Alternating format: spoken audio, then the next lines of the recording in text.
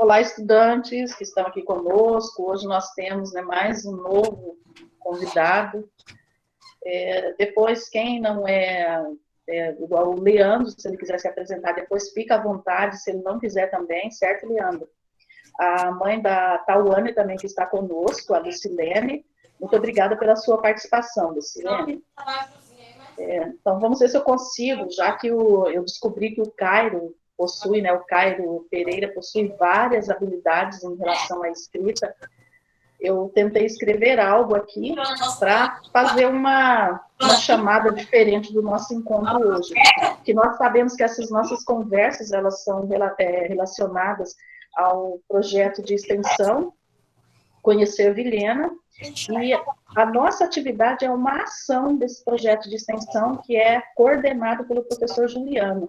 Então, a nossa ação é Vilhena em Versos, que é o projeto para escrevermos poemas sobre o nosso município. Então, por isso que nós tivemos esses 6 encontros, vamos fechar hoje com o Caio Pereira, e vamos ver se eu consigo, pelo menos, dar um tom diferente aqui para que eu escreva.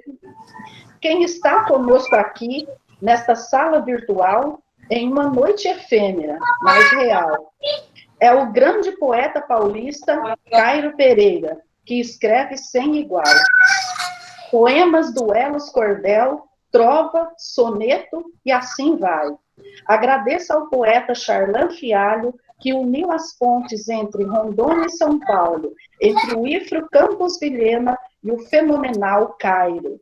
Seja bem-vindo, amigo, neste momento presencialmente virtual. O espaço e a fala pertencem a você.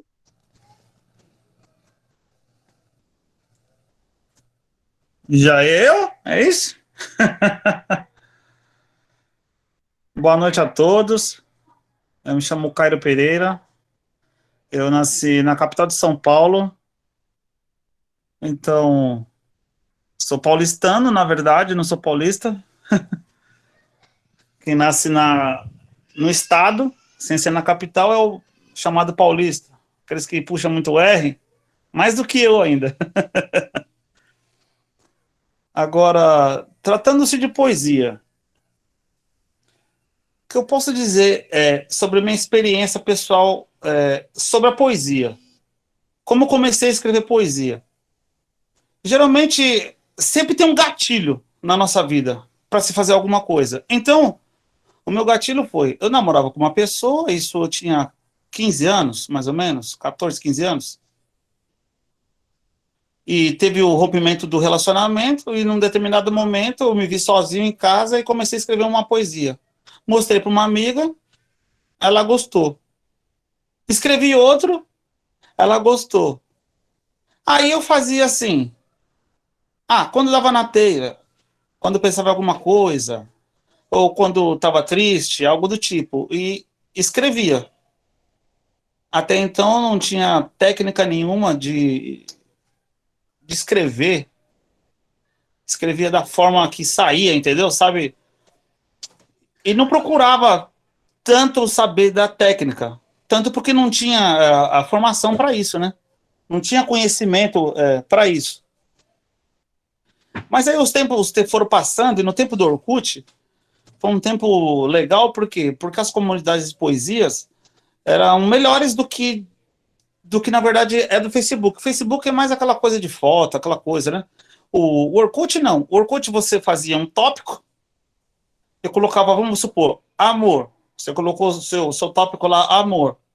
E muitas pessoas postavam coisas lá referentes, poesia sobre amor. Só amor, no caso. E de repente o outro, solidão. De repente, se fosse algum duelo, escrevia, por exemplo, se fosse uma comunidade, e tinha comunidades também específicas, por exemplo, tinha comunidade de soneto, comunidade de trovas. Tinha uma comunidade que eu gostava muito que chama Bar dos Escritores. Se vocês procurarem no Facebook, ainda tem. Mas não tem a mesma... Eu acho que não tem a mesma essência que tinha no Facebook, no Orkut. E como que era aquilo? Cada participante tinha direito de postar um texto só. Você postava seu texto e as pessoas comentavam. E aí surgiam vários comentários. Às vezes, não tinha uma vírgula que estava errado, o pessoal ia e falava. E nessa brincadeira de um falar isso, outro falar aquilo, a gente começa a aprender mais. Porque o interessante do poeta, que eu já ouvi muito disso, é que as poesias são os filhos dos poetas. Já ouvi muito isso. E poeta é que nem cabeleireiro. Não sei se vocês sabem disso, poeta é que nem cabeleireiro. Eles assim, eles não aceitam outro produto. Os cabeleireiros, eles não aceitam outro produto, a não ser os que ele usa. Para você convencê-los que tem um outro produto que é melhor do que aquele que ele usa, é uma luta. Poeta é a mesma coisa. Você escreveu aquela poesia apaixonada ali e tal, apaixonada no sentido de paixão interna, sabe? De obra, que você se apaixonou pela obra. Você poderia estar falando, sei lá, do ventilador, por exemplo. A poesia poderia ser cômica. E você se apaixona pela poesia, independente do assunto, do estilo. E se alguém fala assim, ó, mas aquele negócio ali não está errado, dá a impressão que fere o ego. E lá no Bar dos Escritores, era só paulada, para falar a verdade, assim, um português claro. Era cada paulada, às vezes colocavam assim, simplesmente eles escreviam uma palavra assim, ó, lixo. Você escreveu com todo carinho ali o texto e tal, e a pessoa vinha, lixo. Você perguntava, mas por que lixo? O cara não respondia. Mas aí vinha outra pessoa e falava assim, ó, tem uma conjugação ali que tá errada. O outro fala, ó, aquela rima ali não tá legal. O outro, aquela rima tá soando forçada. Ó, aquele verso, ele desentoou. E começavam a surgir. E nisso tudo, eu aprendi muito, para falar a verdade. Com o decorrer do... Aí, tipo, aí eu participava também de trovadores. E os trovadores ali, eles eram trovadores mesmo, já faz tempo, assim, sabe? Com mais experiência do que eu na poesia e tal. E tinha uns tópicos interessantes, por exemplo, a trova, ela é com verso em redondilha maior, ou heptassílabo, ou seja, 7 sons poéticos, com rimas intercaladas, ou seja, rima os versos ímpares e os versos pares entre si.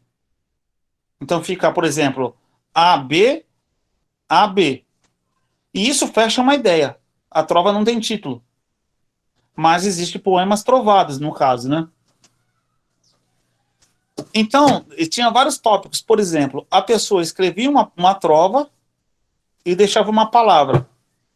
Ou seja, a próxima trova, a próxima pessoa que entrasse no tópico, tinha que escrever uma trova que tivesse aquela palavra.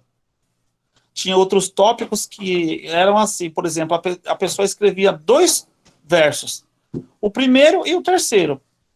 Não, quer dizer, o segundo e o terceiro. Ops, desculpa. O primeiro e o terceiro. Ou o segundo e o quarto. Então, obviamente que quem fosse fazer os próximos versos, eles tinham que encaixar, obviamente, na ideia dos 2 versos que já estava ali escritos. E nisso saía trovas maravilhosas. Isso forçava o pensamento. Porque às vezes a pessoa colocava, digamos assim, um linguajar mais aqui, dizia lá com cré, e você tinha que fazer aquilo dar sentido. Então era muito interessante. Então eu aprendi muito ali também. Com o decorrer do tempo, eu comecei a ler livros de teoria literária. E comecei a perceber, lendo os meus poemas antigos, que eu falava assim, puxa vida, eu escrevia tão sem técnica, e dá a impressão que a poesia livre, ela não tem técnica, mas pelo contrário, ela tem técnica sim. Tem, e tem sentimento também. Tem pessoas que dizem assim que, por exemplo, a métrica, ela faz com que há um bloqueio na mente e que a pessoa não consegue pôr no papel aquilo que deveria colocar. Por exemplo, no estilo da trova. São 4 versos, como já expliquei, e você tem que colocar aquele monte de ideia só naqueles 4 versos, rimados ainda por cima. Então, dá uma impressão que realmente é o fim pro escritor, sabe? De repente, por exemplo, você fala para um cordelista que está acostumado a escrever martelo galopado. O martelo galopado é um estilo de cordel escrito em versos decassílabos, no ritmo 3, 6, 10. O que é isso? 3, 6, 10 onde vão as sílabas tônicas. Por exemplo, tem um mote que fala assim, quem sentiu o furor do meu chicote, nunca mais quis saber de cantoria.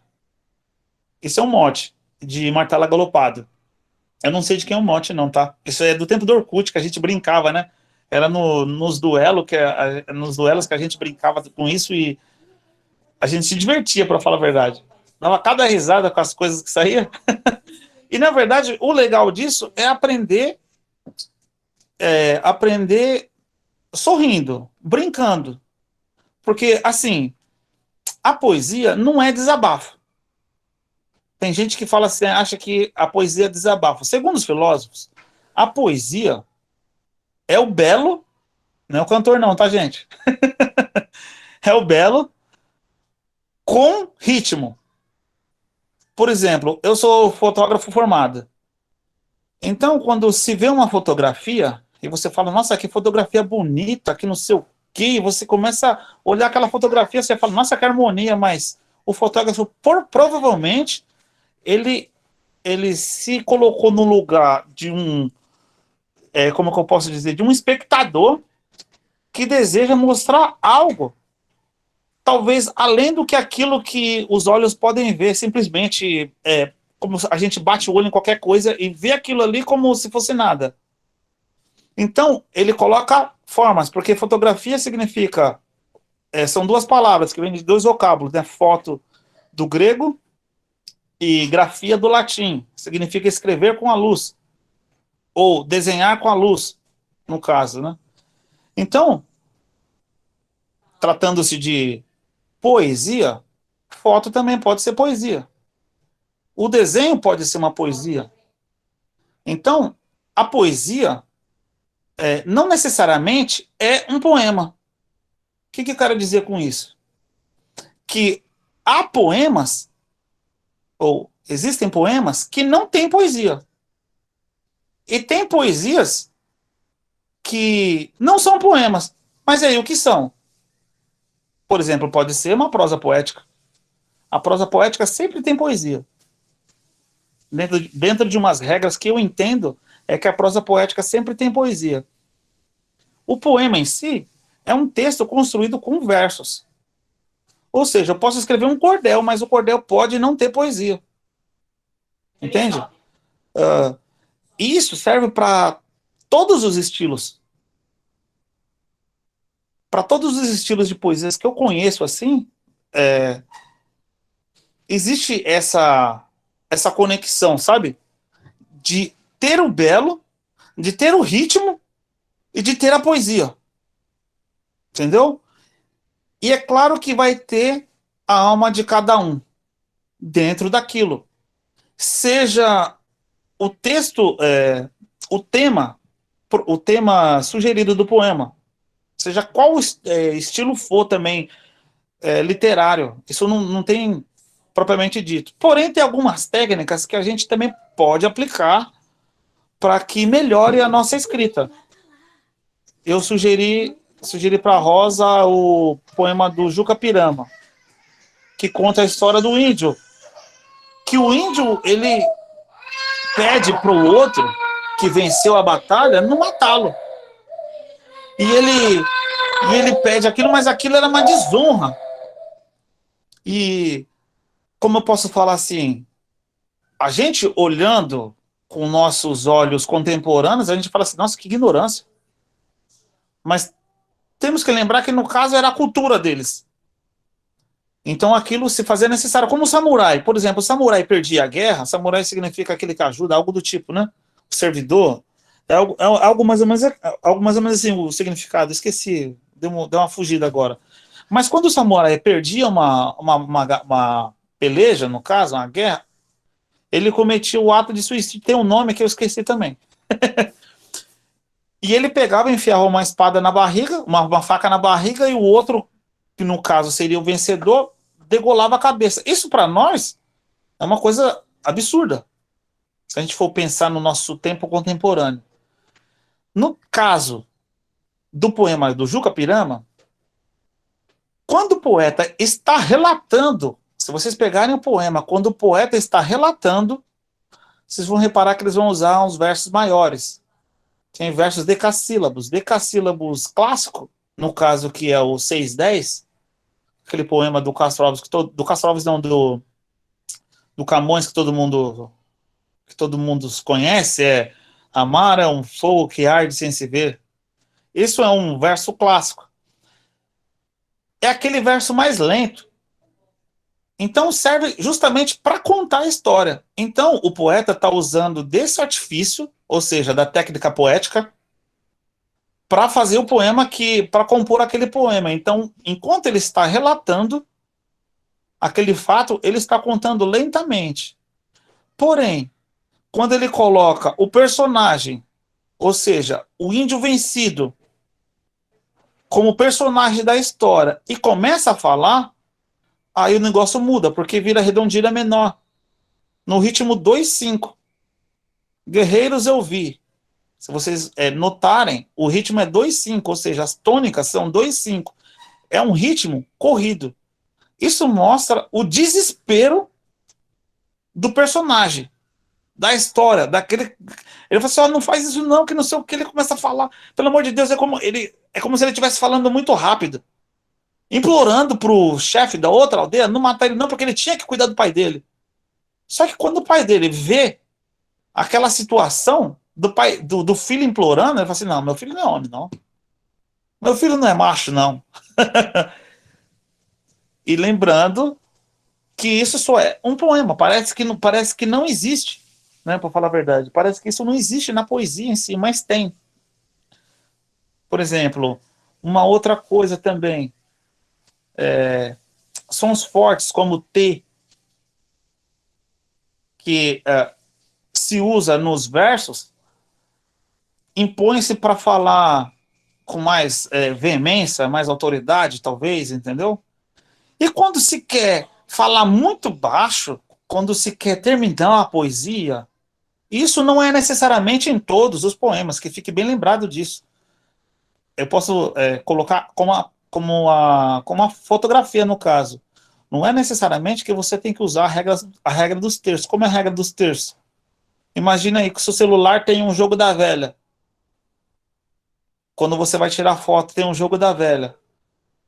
Você imagina ali da tela de cima até da parte de cima, do meio, até embaixo você faz um risco ali na mente.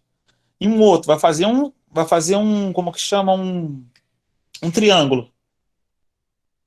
Dentro desse espaço, você pode colocar a sua imagem. Mas isso não fica necessariamente sendo uma regra. E é justamente o que acontece na poesia.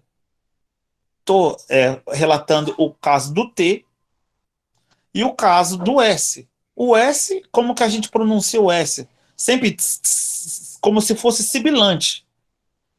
Então, você pode usar, por exemplo, a palavra silenciosamente sucumbiu. Estou dando um exemplo. Para terminar algo, entendeu? Para dizer algo até dramático, digamos. Sem dizer também das metáforas que se pode usar dentro desses termos, né? Que a poesia em si se usa muita metáfora e muita comparação. Tem cordéis que usa comparação, por exemplo, muito com o Lampião. O camarada, quando ele quer ser muito valente, ele se compara a Lampião, ou ele se faz mais do que Lampião. Isso para os nordestinos, né? Eles usam isso tanto como metáfora quanto comparação. E dá a entender que o cara, ele é um super-herói. E se a gente for olhar na história, na verdade, Lampião, ele era um assassino, ele era um criminoso, entendeu? Então, na poesia, tratando-se agora, voltando um pouquinho da minha história, eu comecei a perceber que, quando os sentimentos estavam muito aflorados, eu comecei a perceber que não saía a poesia que eu queria. Porque mesmo que eu colocasse em verso, saía em forma de desabafo. E teve pessoas, ou tiveram pessoas, que comentaram algo do tipo nos poemas. Então, com o decorrer do tempo, eu comecei a perceber que não era uma boa ideia escrever quando eu estava com os sentimentos muito aflorados. Aí vou me perguntar, mas peraí, mas poesia não é sentimento? Sim, é sentimento. Porém, é um sentimento que eu posso dizer assim, por exemplo, no meu caso pessoal, eu vivi algo na minha vida, sei lá, semana passada. Semana passada eu estava com o pensamento lá na lua, lá eu estava, enfim, passou-se uma semana. E aí eu resolvo escrever algo referente ao que vivi. E aí é claro que eu vou usar metáforas, vou usar, posso usar personagens no poema, ou às vezes nem personagens, às vezes só ideias, e não coloca exatamente aquele monte de sentimento embaralhado, porque fica sem o ritmo, vira o desabafo, vira aquela coisa, como eu posso dizer, não fica uma coisa feérica, sabe, encantadora, porque quando a pessoa pega aquilo, ele fala assim, vixe, esse negócio aqui tá um desabafo, eu posso usar um termo aqui que eu gostava de usar muito, parece menininha de 15 anos. Nada contra as menininhas de 15 anos. Por exemplo, quando o Castro Alves ele escreve o poema Navio Negreiro, ele usa muito tipo de métrica. Ao compor o poema, é um poema, eu acho que é o maior poema dele. Em questão de tamanho, eu acho que é o maior. E se bobear também é o mais conhecido, né? Tem partes que ele usa em verso decassílabo. E se vocês repararem, eles estão falando ali, estamos em pleno mar e tal. E começa aquela coisa lenta. Quando ele parte para a redondilha maior, que são 7 sons, que é o ritmo, digamos, o ritmo popular, quem não conhece aquela poesia fugiu da memória, das palmeiras, minha terra tem palmeiras, onde canta o sabiá, as aves que aqui gorjeiam, não gorjeiam como lá. Quem não conhece esse poema, né? Se a gente pensar nesse ritmo, em vista do ritmo decassílabo, ele é mais rápido. Entendeu? Ele é mais rápido. Talvez isso mostre um pouco da aflição do poeta ao estar longe da terra natal. É claro que o verso de 5 sons, que é a redondilha menor, no ritmo 2/5, ele passa mais aflição em si do que a saudade propriamente dita. O Cairo, então, no caso, quando você fala ali os gatilhos poéticos, depois dessa que você falou, né, desses comentários que havia lá na comunidade Orkut, aí você resolveu, então, ir buscar técnicas, é isso? Exatamente. Eu comecei, por causa que assim, eu comecei a escrever e logo comecei a cantar rap. Rap significa ritmo e poesia. Mas hoje em dia eu não canto mais rap. Então, se for pensar no meu ritmo de rap, ele é um ritmo mais antigo, um ritmo de até 98, não, de 98 não, é até 2001, mais ou menos. E hoje em dia já mudou bastante os estilos também, né? Só que o rap, a gente canta em cima de um beat, em cima de um flow. E a poesia, não. Por exemplo, no rap, a gente pode mudar a sonoridade de uma palavra para encaixar no verso, para ficar mais bonito. Em vez de falar, por exemplo, deixa eu ver aqui. Por exemplo, em vez de falar Manuela, falar Manuelá. Entendeu? Até para rimar. tratando-se de poesia, isso não encaixa. Na poesia escrita, como diz um amigo meu, Marciano Medeiros, no cordel de bancada não funciona. Então, eu já tinha um pouco de ritmo. Eu acredito que pessoas que não consigam fazer uma poesia dentro de uma métrica é porque são pessoas que não têm ritmo. Isso não quer dizer que elas não possam ser poetas. Por exemplo, o Carlos Drummond de Andrade, ele escreveu muitos poemas livres. E ele foi considerado aí o maior poeta do século XX brasileiro. Só que ele conhecia a técnica e ele sabia fazer. Só que ele optou por escrever na outra forma, tanto que eu acredito que ele tenha mais poesias livres do que poesias metrificadas. A ideia aqui é fazer com que os alunos entendam que a poesia e qualquer coisa na nossa área, na verdade, na nossa vida, tem a parte técnica. A gente pode aprender na raça, sem aprender a parte técnica, e com muito esforço chegar perto daqueles que estudaram e já tem um dom, no caso. O dom, o que seria o dom? Seria a predisposição a aprender determinada coisa. Então, digamos assim que eu tenho um dom, vai. Posso dizer que eu tenho um dom porque eu tenho a pré-determinação sei lá, facilidade de aprender com mais facilidade, até mesmo essa parte, digamos, chata da poesia, porque quem lê não importa. O importante é que a poesia seja bonita. O importante é que o poema seja bonito, comovente. Não importa se o poeta sabe ou não sabe a técnica. Só que quem quer escrever, eu sempre aconselho, procure saber um pouco mais da técnica.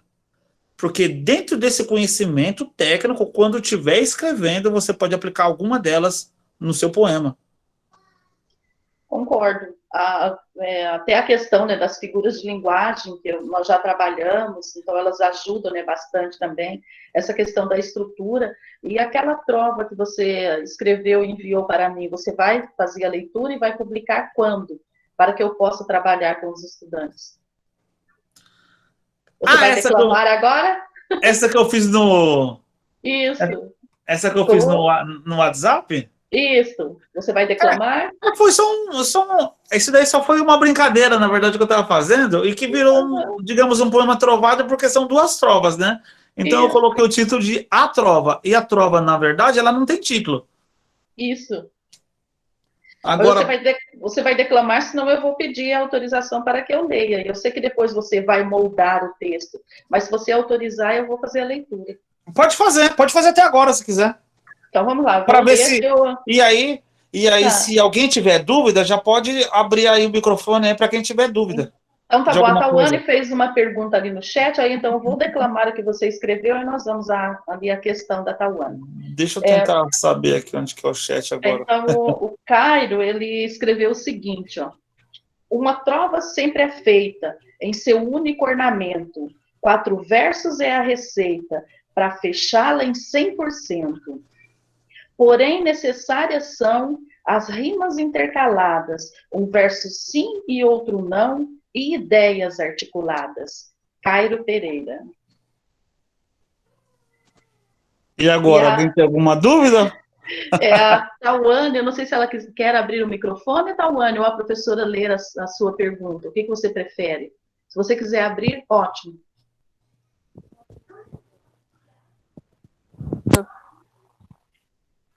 Professora, estão me escutando? Eu tô. Ok, então. Para você, quais as relações possíveis entre a música e a literatura? Peraí, quais as possíveis? Relações entre a música e a literatura. Todas. As relações são todas. O que acontece? A música. O que é a música? A música é a arte do som. Se a gente pensar que música é matemática, e tudo que eu falei em relação à poesia é matemática, então elas podem ter uma linha tênue. Por exemplo, eu tenho um primo todo metido a careta, toda noite sai de... Peraí, deixa eu voltar. Eu tenho um primo todo metido a careta, toda noite sai de casa com o instinto do capeta, procurando um parafuso para sua arruela preta. É uma, é uma música do Caju e Castanha. No caso, é uma embolada. A diferença da embolada e da cantoria é que a embolada é feita no pandeiro, e é também um pouco mais rápida, e a cantoria é feita na viola ou na rebeca. Quanto às outras músicas, o que acontece? Quando o escritor ele tem um pouco de conhecimento em relação à teoria, e ele não tem tanto dom assim de compor música, no caso, só o fato de ele ficar escutando o bumbo, ele consegue encaixar as rimas, as sílabas tônicas do verso. Isso pode ser um verso de desde um até o tamanho que o cara quiser, entendeu? Ele consegue encaixar essas sílabas tônicas dentro do verso e encaixar certinho dentro da música, dentro do beat. Isso eu não estou falando só do rap, não. Eu estou falando do rock, estou falando do forró, que no forró tem muita rima. Se vocês forem reparar, tem muita rima. Então, a literatura tem sim, porque, por exemplo, pega um funk atual, desses que eles falam as coisas tudo na lata, e isso é uma coisa muito contemporânea hoje em dia, que, como eu posso dizer, virou praxe, ficou bonito. Enquanto eu vejo músicas nordestinas, e eu vou dizer que eu gosto de black music, tá? Só pra não achar que eu tô puxando o saco de um ou de outro, tá? Eu gosto de música a capela, por exemplo. Eu prefiro música gospel. Só que, por exemplo, quando eles falam de um assunto que seja, por exemplo, o sexo, referente a órgãos genitais, eles conseguem falar daquilo sem usar nada. Sem usar nada de palavras que digam, é aquilo, entende? Só que isso é uma metáfora. Que quem escuta entende, ó, ele tá falando daquilo. Por exemplo, tem uma música do Caju e Castanha, que é um forró, que eles falam assim, ele está jogando água fora da bacia, confessa eu não sabia, confessa eu não sabia, ele está jogando água fora da bacia, a moda está pegando, ai meu Deus, mas quem diria? Ele está falando de um rapaz afeminado, ou de um homossexual, que ele é bonito, tal, que não sei o que lá. Quando chega no refrão, ele fala assim, ele está jogando água fora. O que ele quer dizer com isso? Entendeu? Tem um ritmo nisso daí. Ele está jogando água fora da bacia. Pode se dividir em 2 versos de 6 ou um verso alexandrino, praticamente. Então, essa metáfora, ela fica como eu posso dizer, fica cômica. Na verdade, ela fica cômica. Ela diz de fato o que quer dizer, só que não está explícito. Diferente, por exemplo, do funk, que já coloca tudo aquilo de uma vez, e eu já não acho que aquilo seja uma poesia. Isso é uma coisa pessoal, é lógico. Porque se a poesia é uma coisa bela, entendeu? Por que não fazer de uma coisa que Deus fez, no caso, o ato amoroso de um homem e de uma mulher, num casamento, que é uma coisa que para mim, como eu acredito em Deus, é uma coisa de Deus, uma coisa linda, eles deixam feia, entende? Na poesia se faz justamente ao contrário. Na poesia, você procura deixar até um beijo mais sensual e não erótico, mais sensual e mais romântico do que de fato foi. usando o quê? As palavras. E quem lê a poesia acha assim, nossa, esse beijo foi um beijo melhor do mundo. E de repente foi um beijo de despedida. Entende? Será que eu consegui responder a sua pergunta? Alguém aí? Tawane? Sim, respondeu muito bem a minha pergunta. Muito obrigada. E essa questão da literatura, né? A literatura é a arte da palavra. É o que você falou, né, Cairo? Esse jogo de palavras, porque é toda ali uma construção, toda um moldar mesmo em Exatamente. versos. Mas, Eu tô procurando, pode falar, eu tô procurando um poema do Castro Alves aqui para falar. Sim. Se eu não achar, você procura para mim, chama Tirana. Procuro sim. André e João Pedro, por favor, o que vocês querem ali perguntar, interagir? Enquanto isso, eu busco o poema. Eu queria falar que eu gosto bastante. Eu acho que músicas são praticamente no meu ver, um tipo de irmão gêmeo dos poemas, porque a música é praticamente um poema com melodia. E tem uma cantora que eu gosto Praticamente bastante. não. É isso. Exatamente isso. É. A música é um poema com melodia. Você falou exatamente certo. E tem uma cantora que eu gosto muito, que é Clarice Falcão. E as músicas delas, a meu ver, são poemas de cima a baixo. Tem a mais conhecida que é Era uma vez, mas como haveria de ser duas vezes ou três? Quanta burrice. Era um casal, e esse casal era a gente e eu comecei mal. Esquece o que eu disse. Veja bem, é que agora... Aí continua. E é praticamente um poema, todas as músicas delas e ela quem compõe, eu gosto bastante.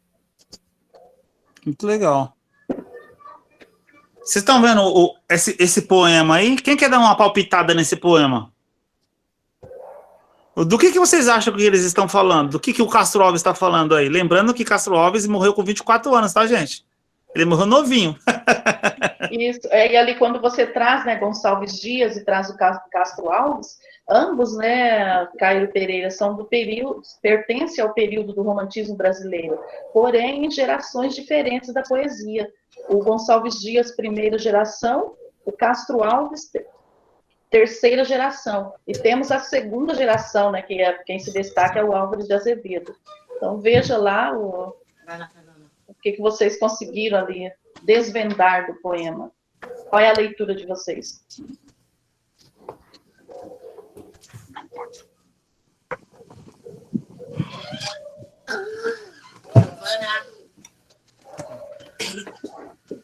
João? Não é, né? É o próprio título, né? Tirana.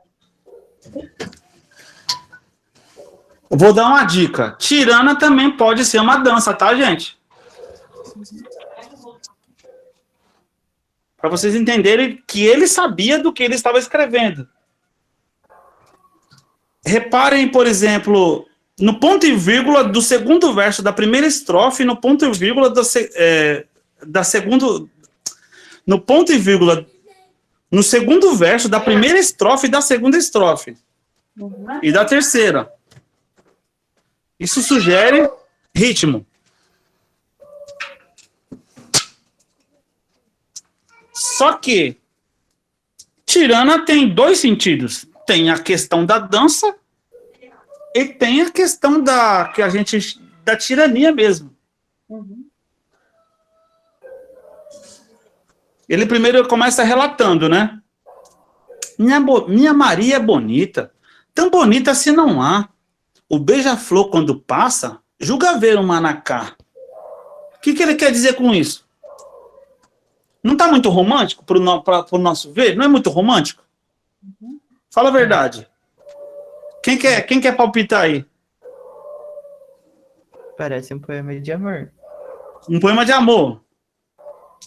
Quem sugere mais aí alguma coisa?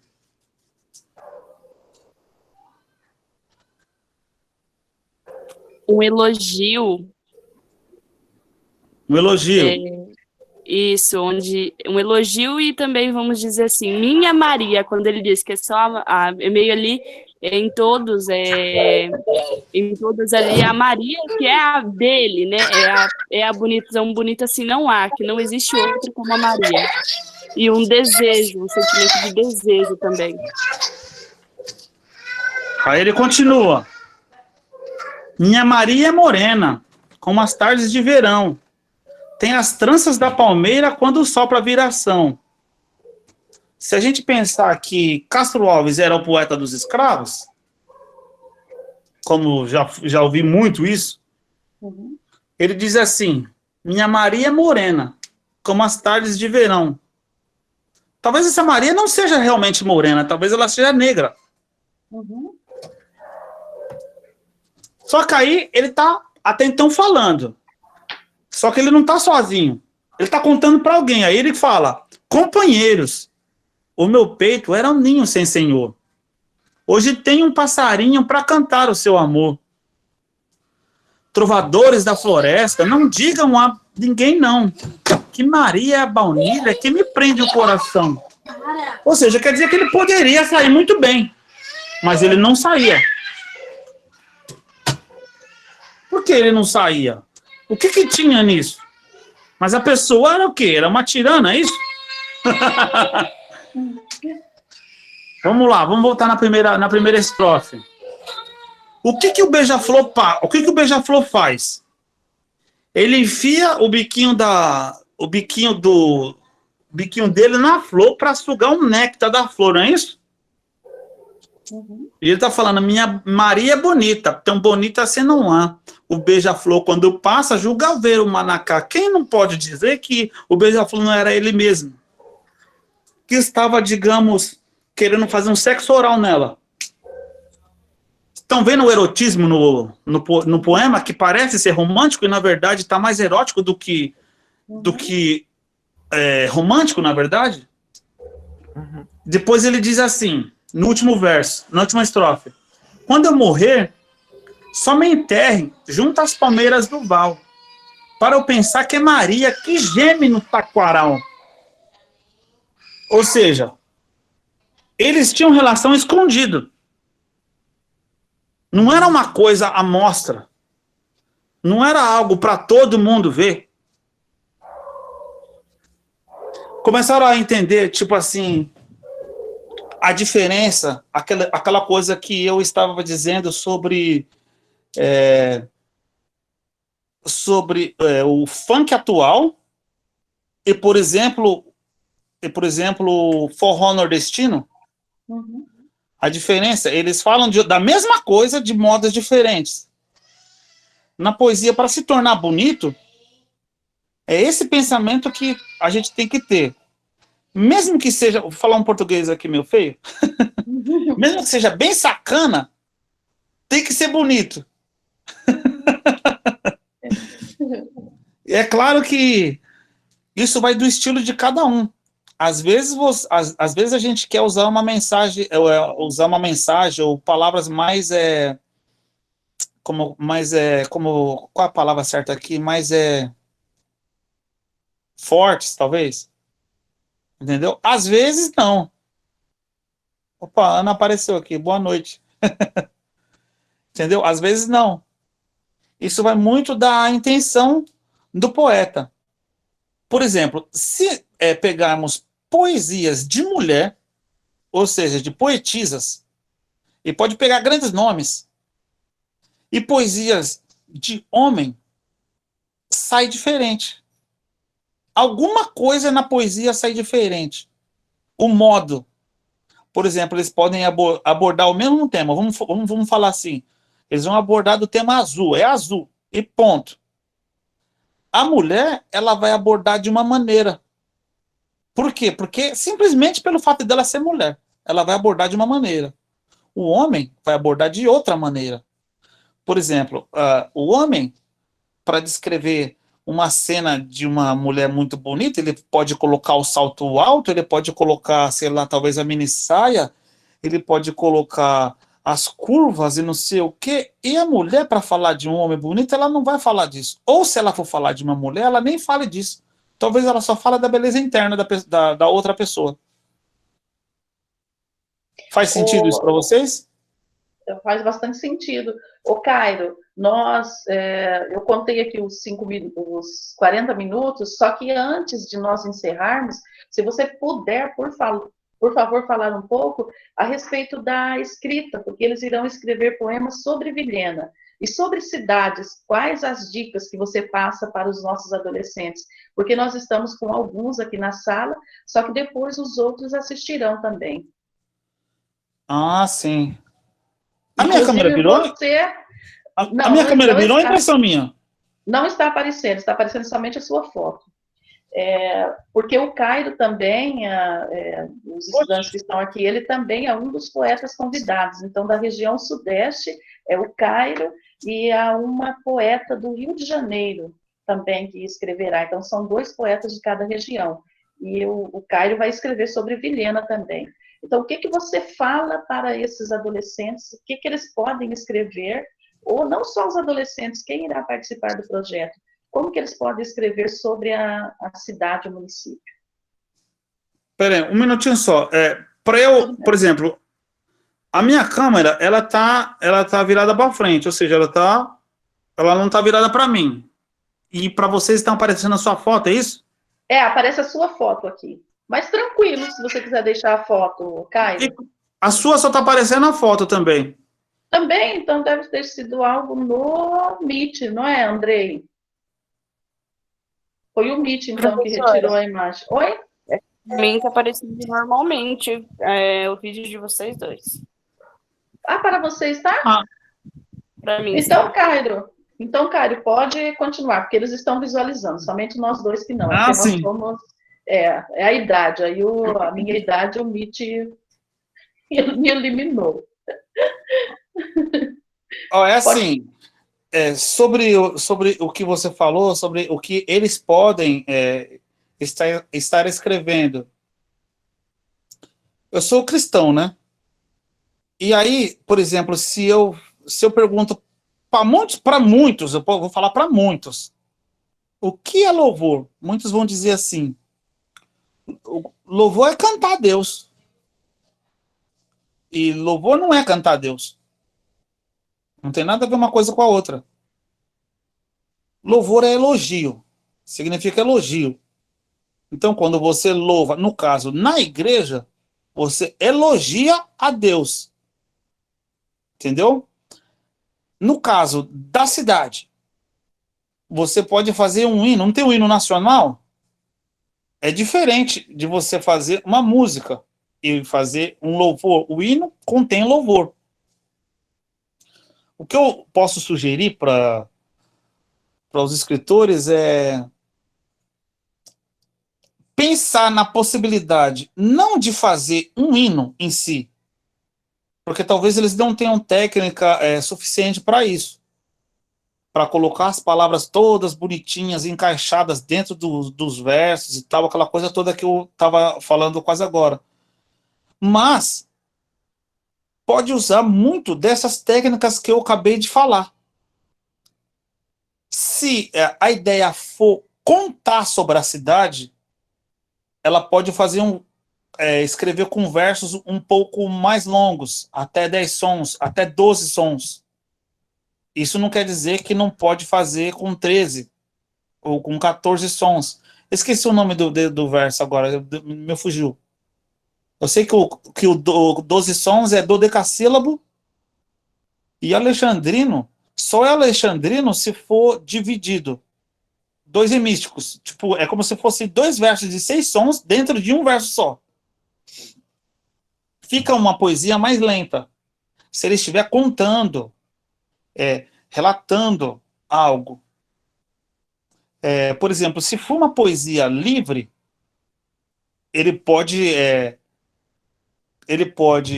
tanto escrever com versos longos ou curtos. Isso depende muito. Por exemplo, a pessoa está relatando e tem não sei o que, não sei o que. Ele pode colocar só um verso. Pluft! Gostei muito daquilo. Estou dando um exemplo. Isso é muito contemporâneo.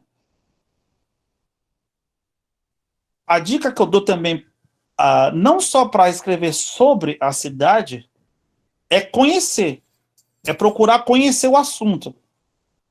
A ideia de escrever bem não é simplesmente você pega e escreve e sai bem. Não, não é isso. Você tem que conhecer o assunto.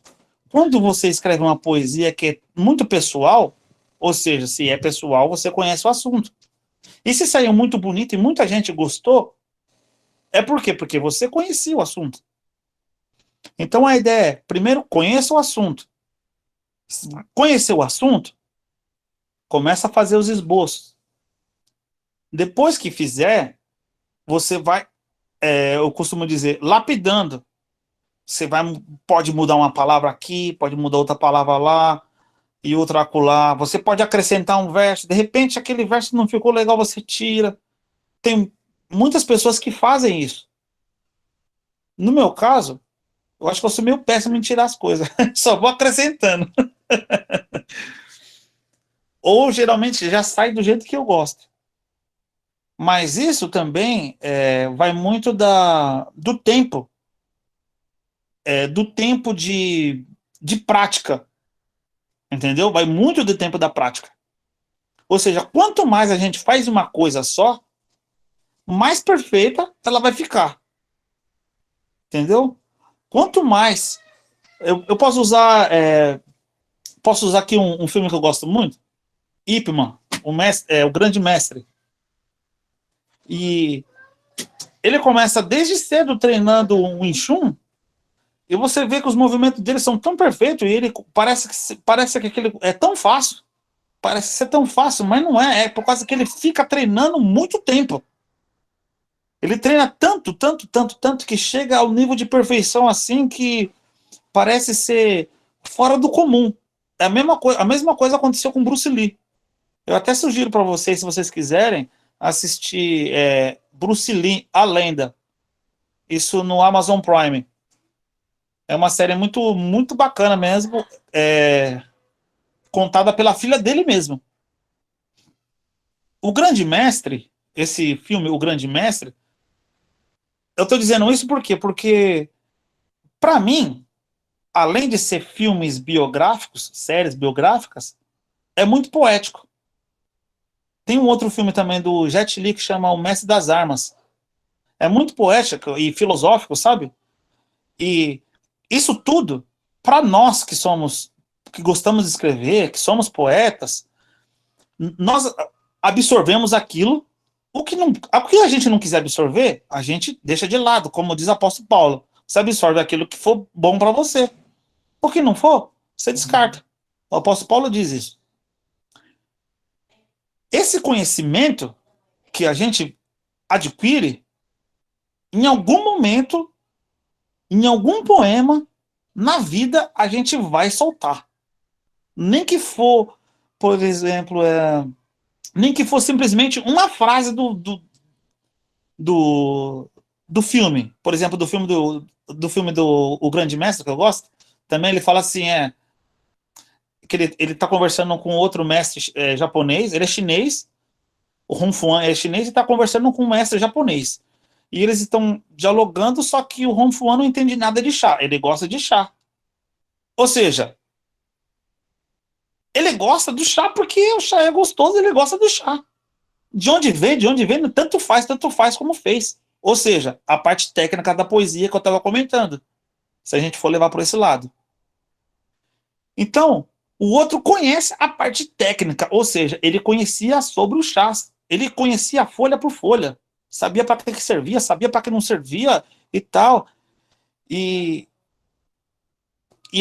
o Hong Fuan fala assim para ele assim, mas chá é chá. As ervas nascem na natureza. Se o outro fala para ele assim, mas se você conhecer de chá, você ia entender as diferenças. Aí ele fala assim, mas pelo que eu sei, o chá não julga a si mesmo. São as pessoas que julgam o chá. Eu prefiro não julgar, sabe? Quando a gente tá de bom humor, a nota do chá não importa. Isso faz sentido para vocês?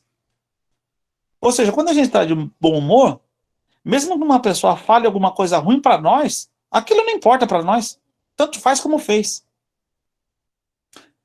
Naquele momento que estiver passando por um problema difícil, não escreva.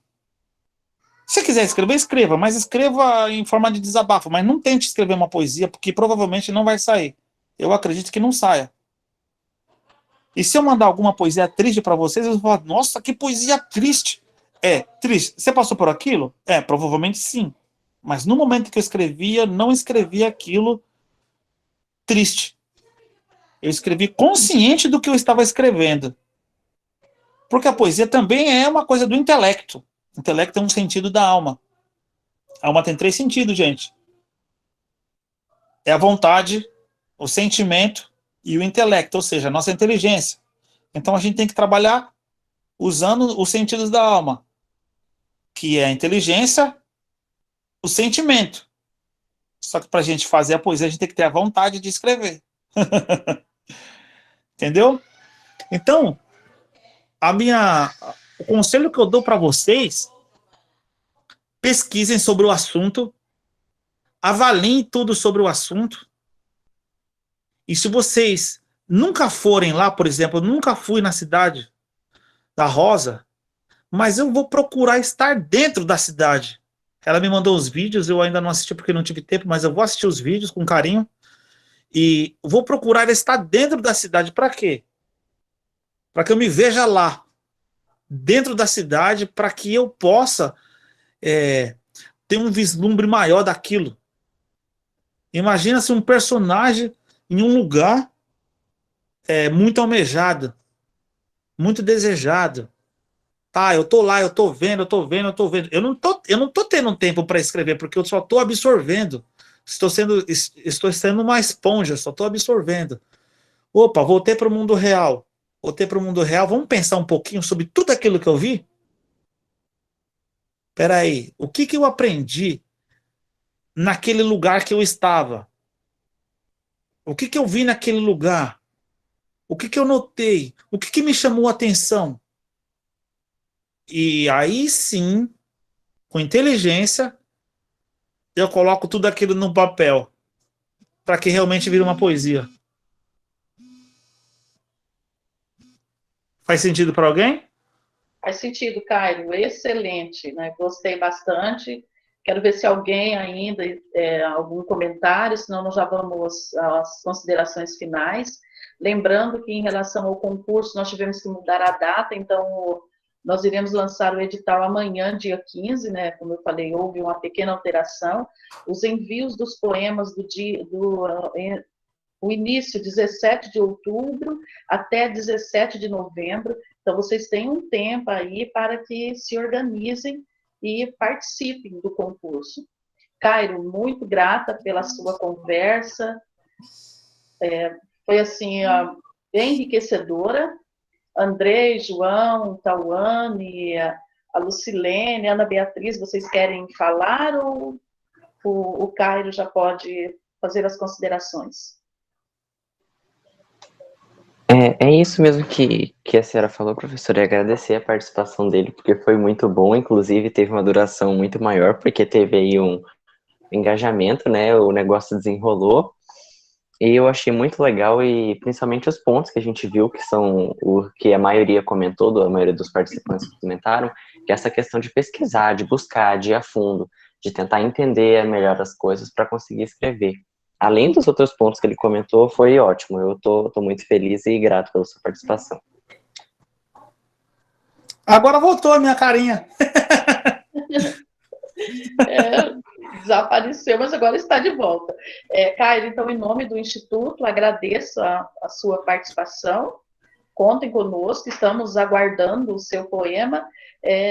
Não comentei com os estudantes ainda, pode ser que de repente com o André, eu já falei, mas nós já recebemos poemas de alguns poetas convidados.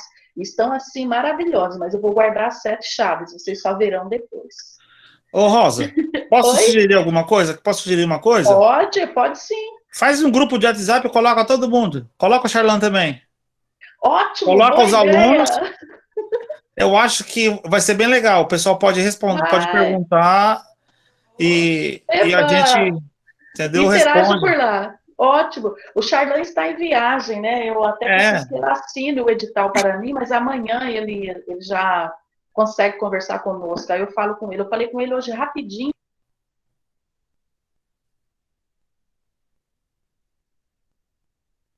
Ficou mudo. Para mim ficou mudo. Ficou mudo para alguém? Ficou porque eu desliguei o microfone sem querer. Eu só queria... Vamos fazer o grupo, sim. Boa ideia. Antologia, com o título do nosso livro, né? Vilhena entre encantamentos e versos. Ó, eu quero dar mais uma dica também, uma dica ótima para todo mundo aí, que essa dica também eu peguei para mim e ninguém me falou nada. Essa que é a verdade. Assim, qual o estilo... Vou fazer a pergunta. Qual o estilo de poesia que você mais gosta?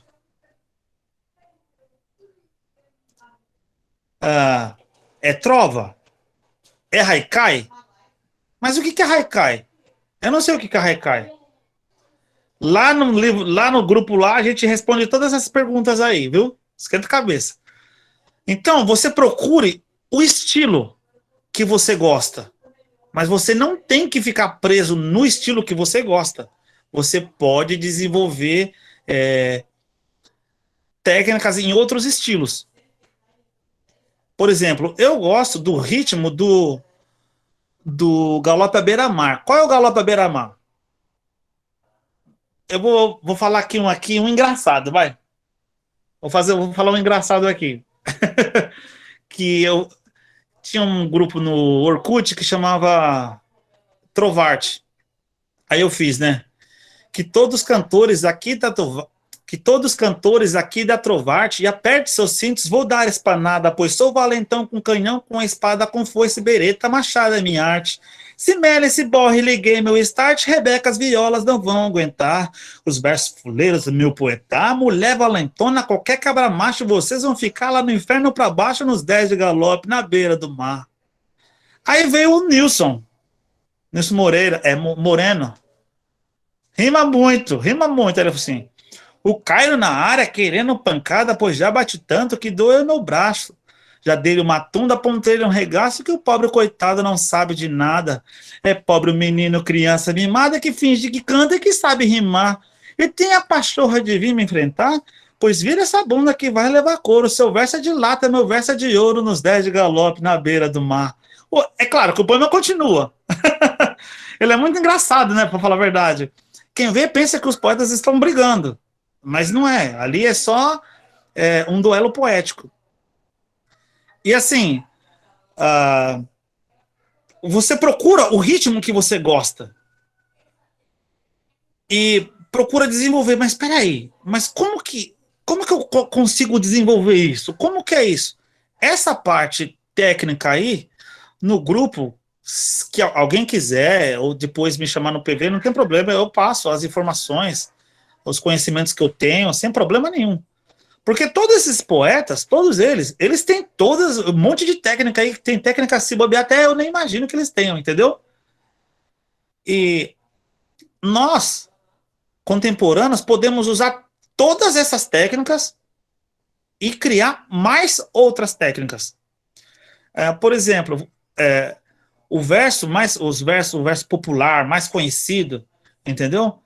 Que é o verso em 7 sons, que é lá, minha terra tem palmeiras, onde canta o sabiá, é o ritmo 3/7, se eu não me engano, é 1/3/7, ritmo popular.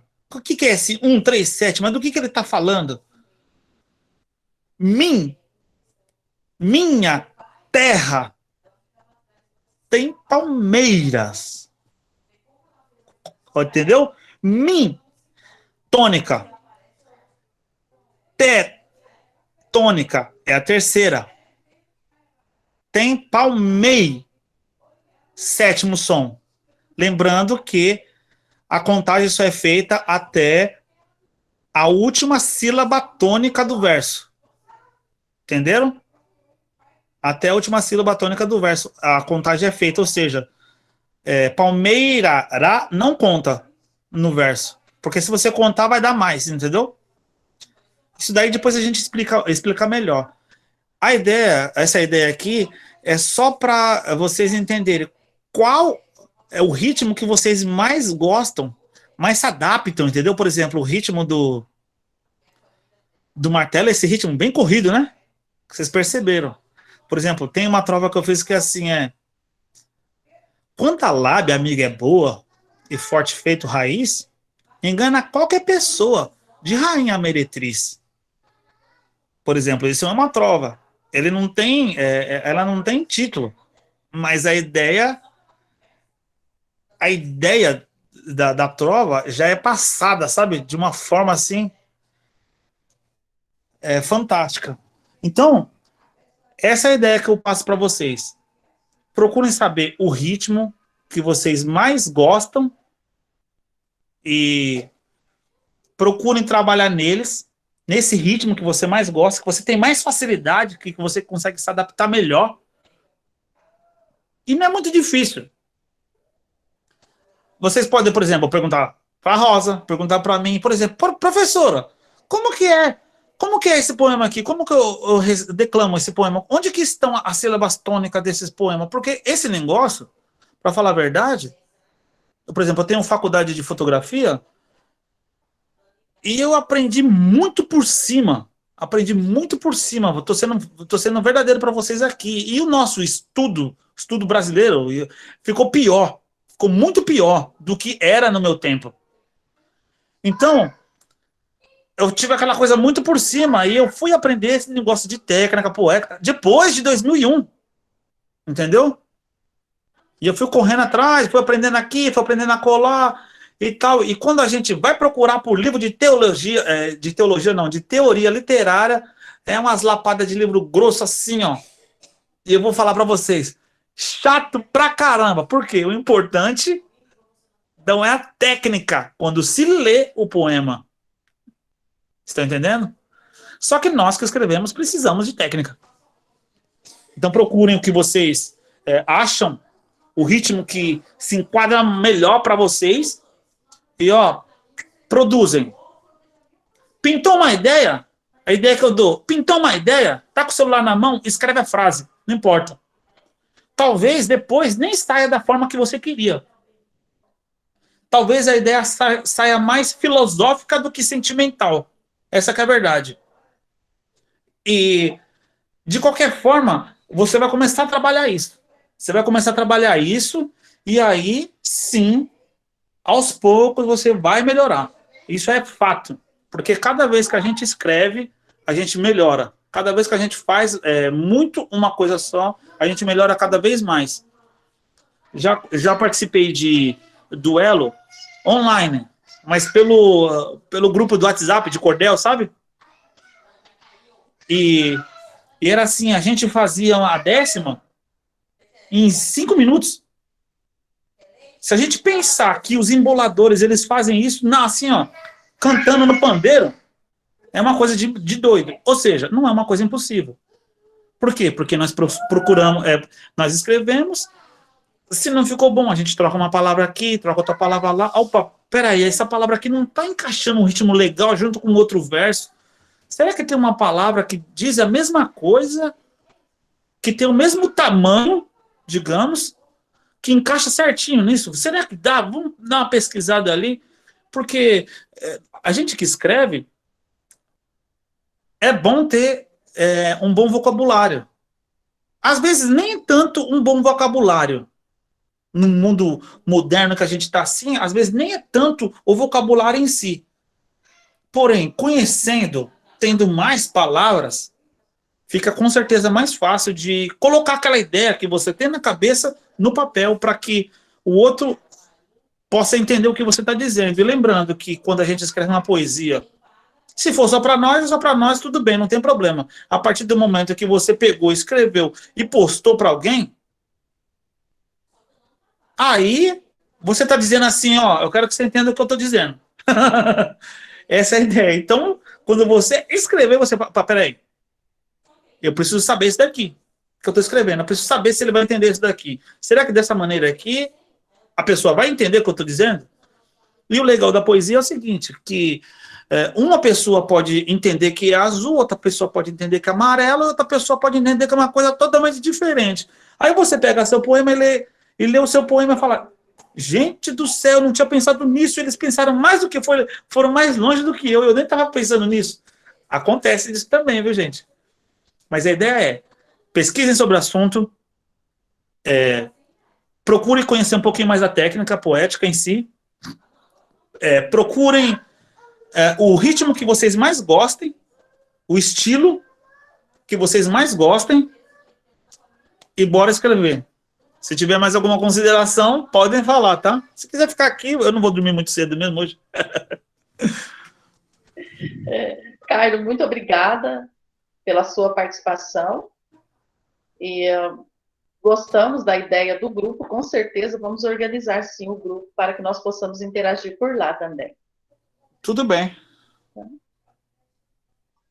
Quem quiser me adicionar lá no Facebook, eu tô como Cairo Pereira. E no Instagram eu tô como Cairo Fotógrafo.